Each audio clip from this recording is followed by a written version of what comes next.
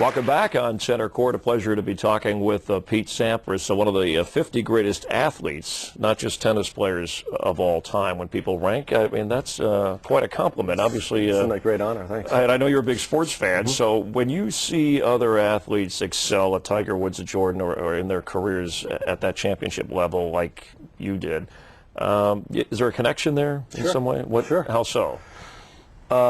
Just saw Tiger 3-4 months ago, and we talked about majors, we talked about goals, we talked about, you know, his was Nicklaus, mine was Laver or whoever, and we have that drive and that passion, and we wanted to, I mean, it was a lot of similarities. Yeah, there's a common thread. We want to win, you know, and I love him because he's all about the majors.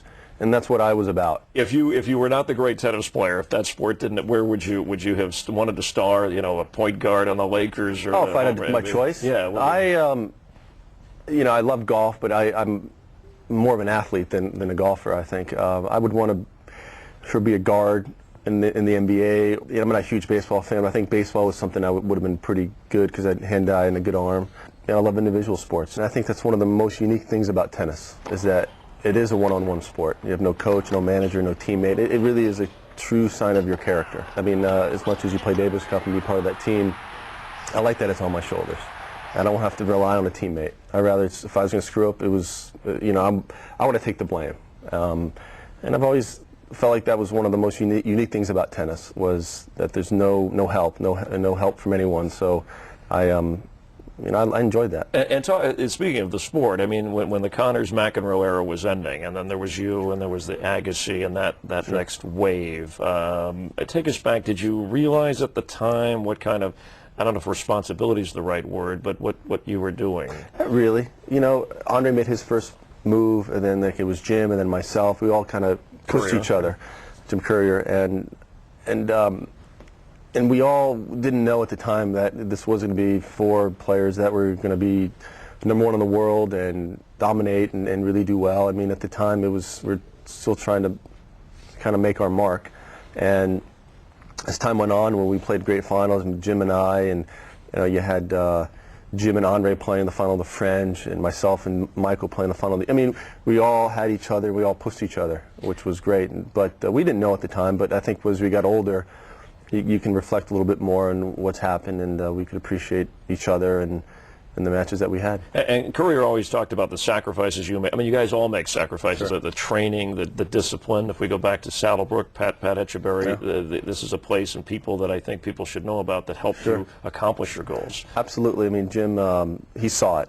You know, we trained together, but he saw the work that I put into it, and whereas a lot of the public and media didn't see the running that I did and the lifting and the practicing. I mean, it wasn't easy going out there and playing good tennis. Yeah, and you kind of orchestrated a controlled environment in and around, I guess, to prepare yourself, right? Yeah, I had a formula that I used to be successful, and I just stuck with it. Where'd you get that? It worked. I just figured this is what I was winning, and this is just continue with these people or with this training regiment and stay down in Florida and train there, and it was I kind of knew what I had to do to be the best player in the world, and I did it.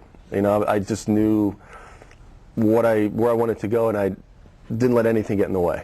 And #1 this is one of the amazing. I mean, talk about repeat champions in any sport or team. 6 straight years to be #1. I mean, that takes, I don't know what does. It takes a lot of work. Tennis pretty much has to be your life. You know, and tennis is a all year round sport, and I was playing 11 months of the year. And think we'll ever see that again? I think Federer is the only guy that could do it, but it depends if he wants to do it. Okay. He's got the talent, but I think it's more than talent, and it's really a lifestyle choice that I was willing to give up for 6 years. And you don't regret that? I don't regret it. It was stressful, it was tough, but I look back at it now as one of my best achievements. When I would win an event, I would enjoy my time and enjoy the victory, but you know, I'm saying it's just in a few months I don't have to do it again. I just always had it in the back of my mind, and that I don't know where that came from, but I was always looking ahead. I was never resting on what I just did. All right, so that has to be difficult now in the life that you're living. I'll tell you, life is a lot different today. You know, especially when you go from being so focused and driven to that being cold turkey stop. You know, it's different. And the evolution of your rivalry with Andre Agassi, what do you, and we talked about how it culminated obviously at the U.S. Open for you, but what made that work? Well, two really great athletes with different games, with different personalities, both being American. All the ingredients are there for this to be a great clash. And we played how many, maybe 5 Grand Slam finals, and it was, walking out there was special. It was like Ali Frazier. I mean, that's what it was for me. And so he brought out the best in me.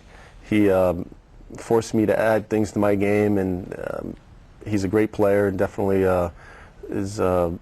was needed for me, because you know, when you're doing well, and I was #1, I realized it added to my legacy. It made these matches much bigger than if I was playing someone else. You know, when I played him in the last Open or the Wimbledon final, I mean, it's just, a lot of people saw it, and so I enjoyed those times. You know, even though I openly didn't say it or whatever, I mean, I think deep down I missed those times, but at the time I appreciated it. Yeah, and so did the people watching. We're going to talk about that emotion of being a classy champion, more from the deceptively emotional Pete Sampras. He likes that. When we come back, don't go away.